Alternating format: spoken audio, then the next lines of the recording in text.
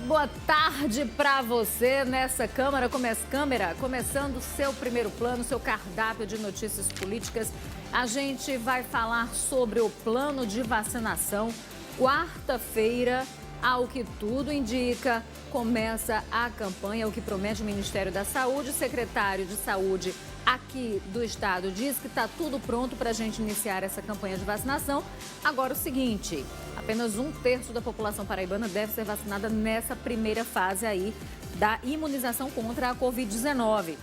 João Pessoa vai receber pacientes de Manaus, a capital do Amazonas, que está enfrentando aí um colapso muito grande, né, no sistema de saúde. Pessoas, inclusive, estão morrendo por falta de oxigênio. Essa é a dura realidade em Manaus.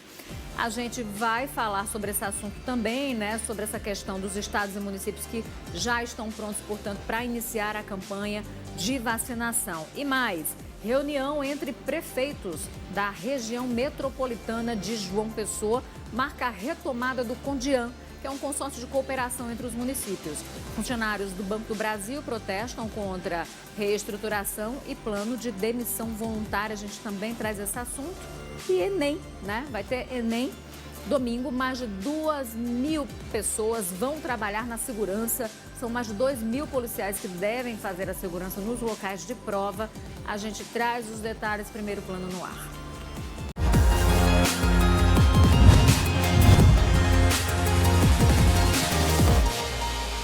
Olha, João Pessoa vai receber pacientes com Covid lá de Manaus, capital do Amazonas. Pelo menos 25 leitos estão sendo disponibilizados só para isso. 10 deles pela Prefeitura da capital, outros 15 pelo Hospital Universitário Lauro Vanderlei, UHU. A Band News FM Manaíra, o superintendente do UHU, Marcelo Ticiani, disse que há estrutura para tudo isso, né, para receber esses pacientes. E no que diz respeito aos insumos necessários ao combate da doença, ao tratamento de pacientes, cuidados dos profissionais que atuam no HU, né, considerado um hospital de retaguarda nessa pandemia, abre aspas, Ticiani disse o seguinte: estamos abastecidos pelos próximos 30 dias, fecha aspas. A previsão é que decole hoje, inclusive, por volta das 11 da noite, tá? O avião que vai buscar os 2 milhões de doses de vacina, 2 milhões de doses de vacina, né, da AstraZeneca contra a Covid-19. Isso lá na Índia.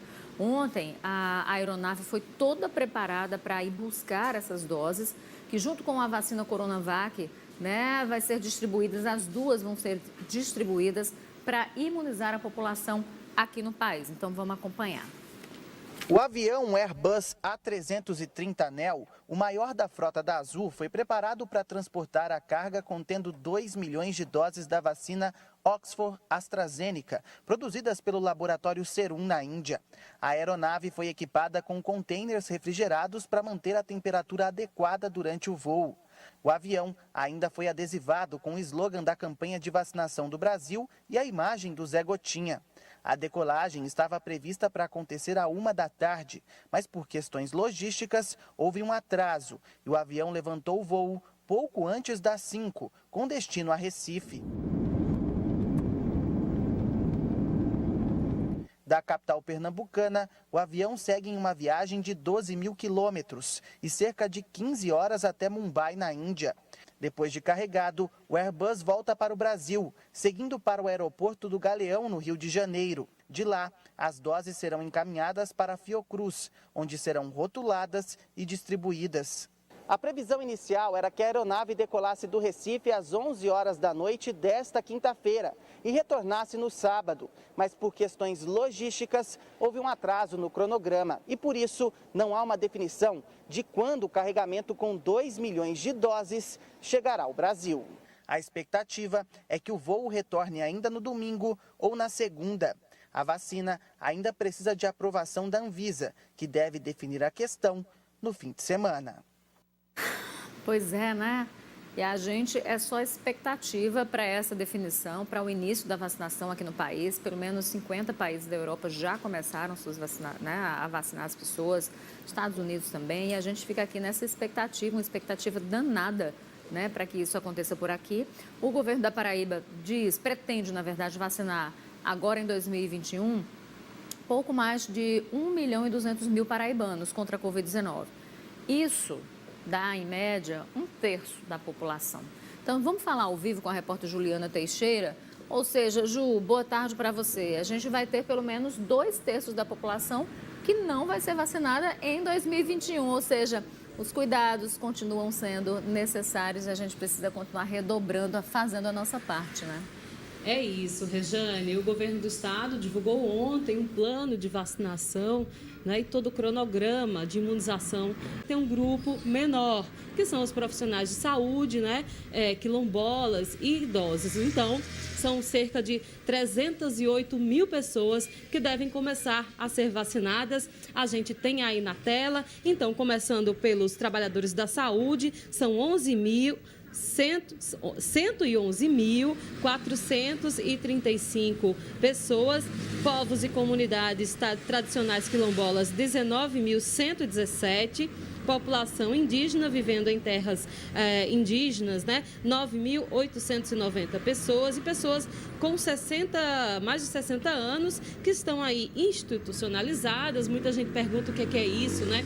São aquelas pessoas que vivem em abrigos, né, para pessoas da terceira idade, em asilos, como a gente chamava antigamente. São 1.212 pessoas com mais de 80 anos, 92.000 pessoas. E depois, nessa última fase aí desse primeiro momento, pessoas de 75 a 74 anos, que são 74.000 pessoas.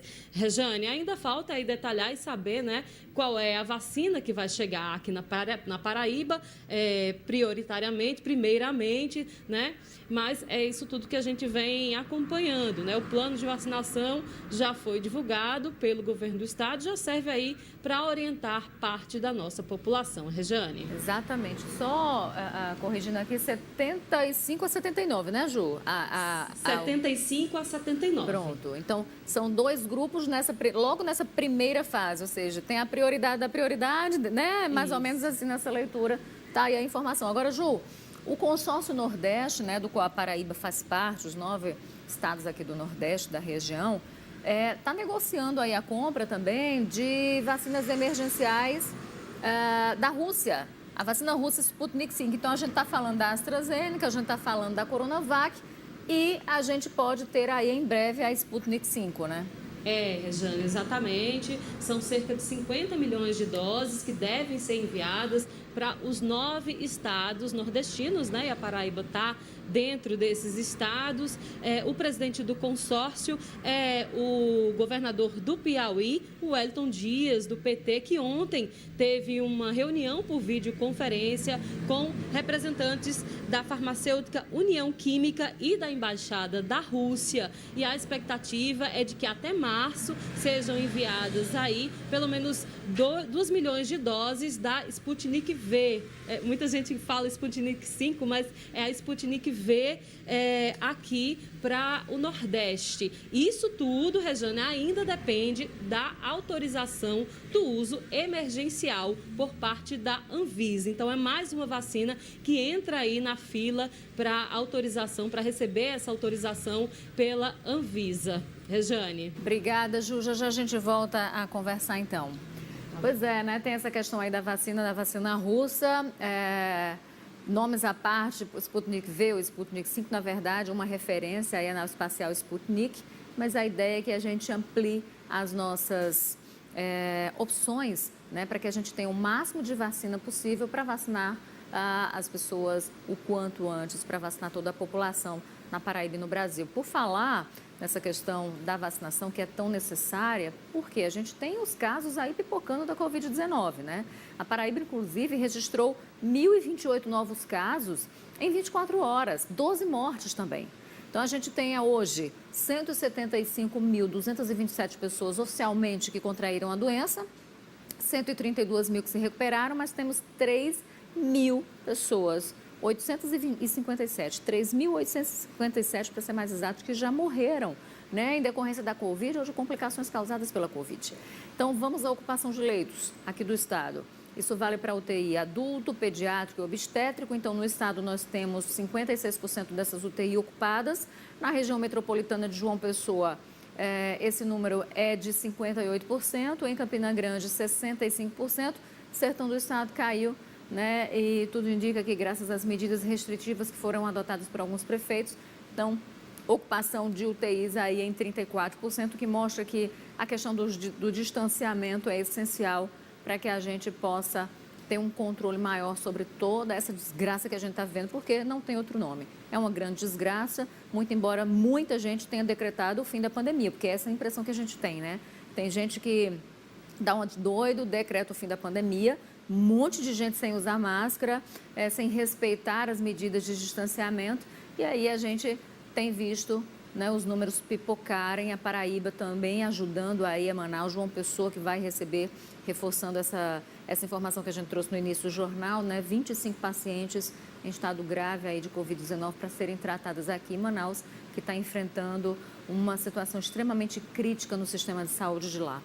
E olha, o prefeito de João Pessoa, Cícero Lucena, anunciou, né, que as estratégias para o início da campanha de vacinação contra a Covid-19 por aqui já estão traçadas. Ele disse que a capital paraibana está pronta para o início imediato da imunização.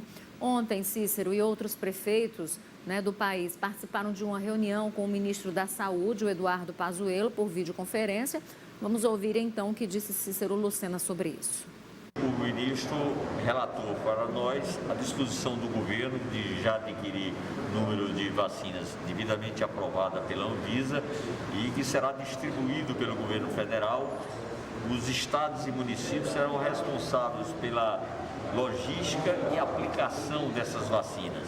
Então, no caso do município de João Pessoa, eu relatei o nosso posicionamento e aqui ficou muito claro que todos os municípios estão tomando as suas providências para, assim que a vacina chegue até a próxima semana, nós possamos de forma rápida e dentro do protocolo de prioridade que o governo federal estabeleceu para núcleos de pessoas que serão atendidas em primeiro momento. Eu posso dizer que praticamente todos os municípios aqui se encontram preparados para cumprir o seu papel de refrigeração, de transporte e de aplicação dessas vacinas.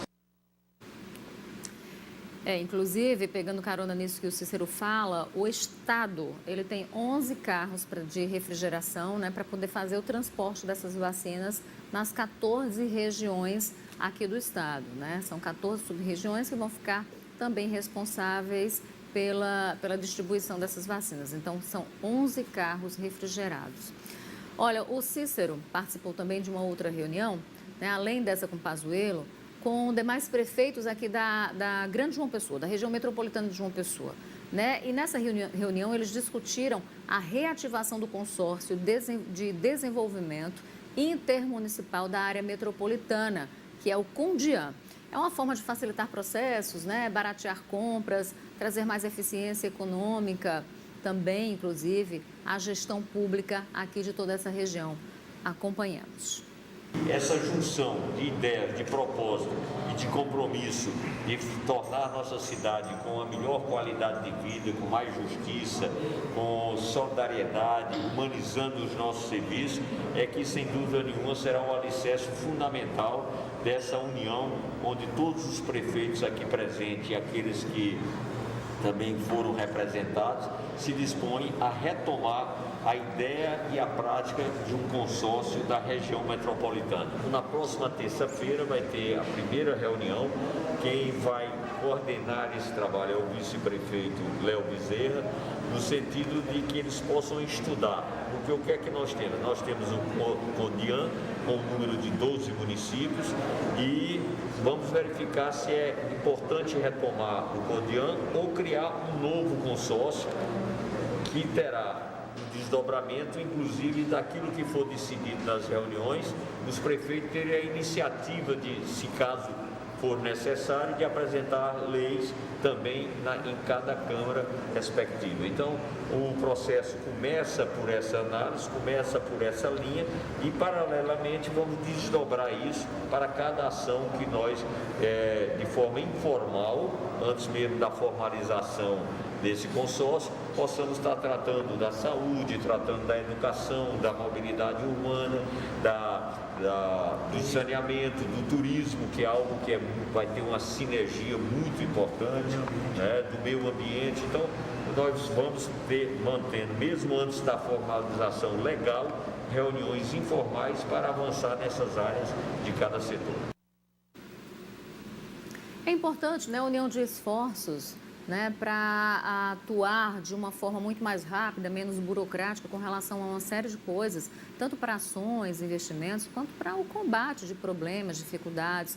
Então, né, esse tipo de gestão, né, que acontece de forma pactuada, por meio de um consórcio, isso facilita muita coisa, barateia também, é bom para os cofres públicos, né, porque a gente já tem visto um exemplo como esse, que é o Consórcio Nordeste.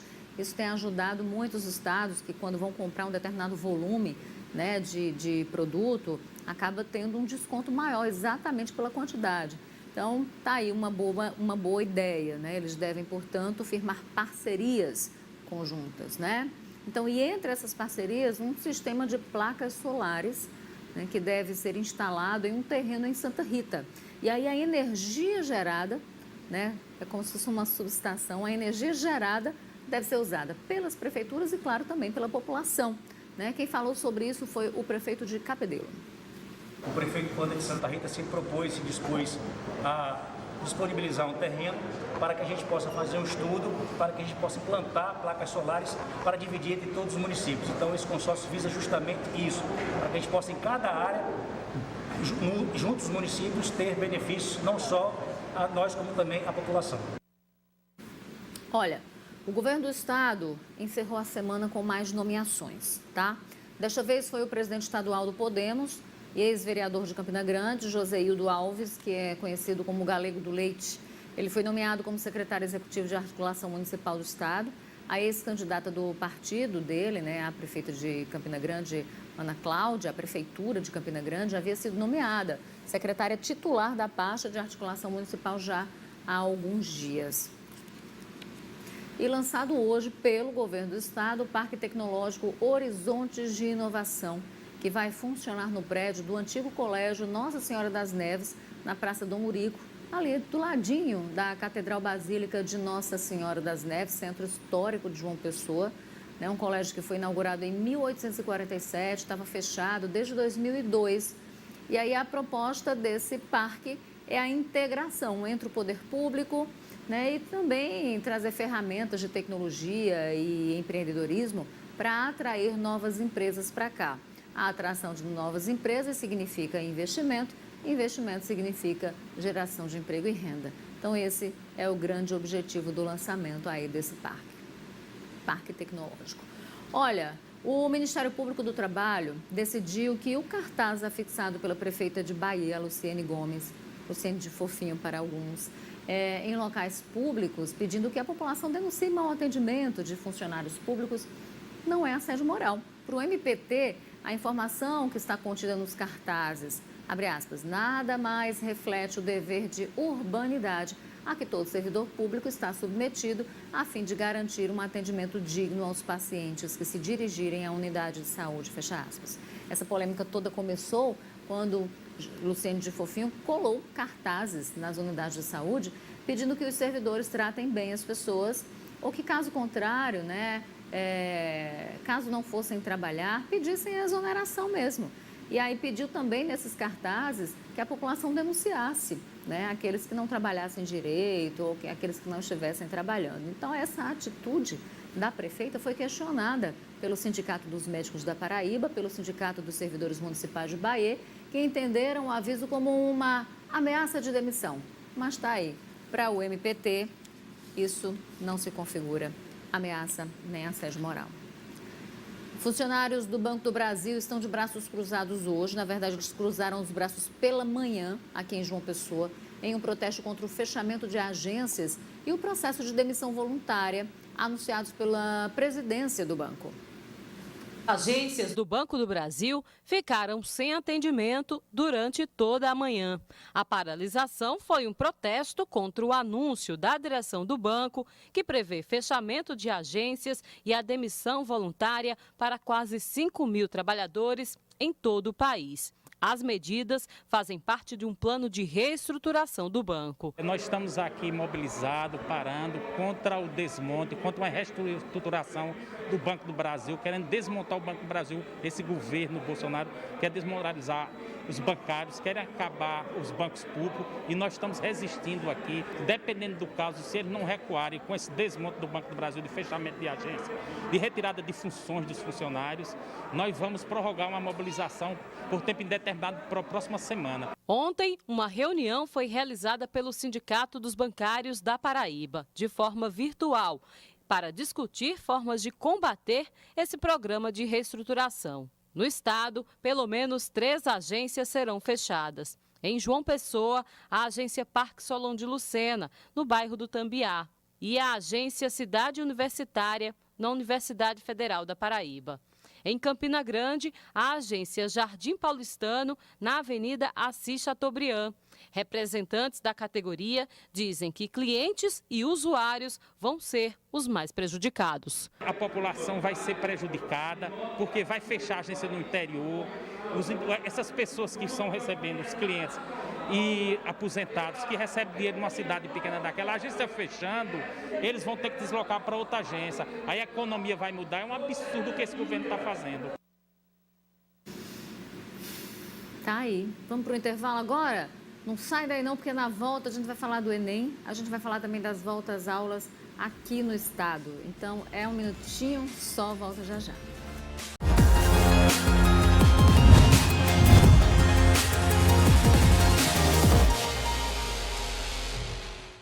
Olha essa. Cientistas do Reino Unido dizem que encontraram uma variante brasileira do coronavírus aqui no país. Estudos iniciais indicam que existem 2 cepas com origem aqui do Brasil em circulação e uma delas foi identificada em território britânico. Então, uma cepa daqui, uma variante daqui, encontrada lá. E de acordo com o pesquisador Wayne Barclay, do Imperial College London, a variante localizada por lá não é a mesma do Japão, registrada lá no Japão em viajantes que passaram pela Amazônia. Já é uma outra variante do vírus, uma outra variação.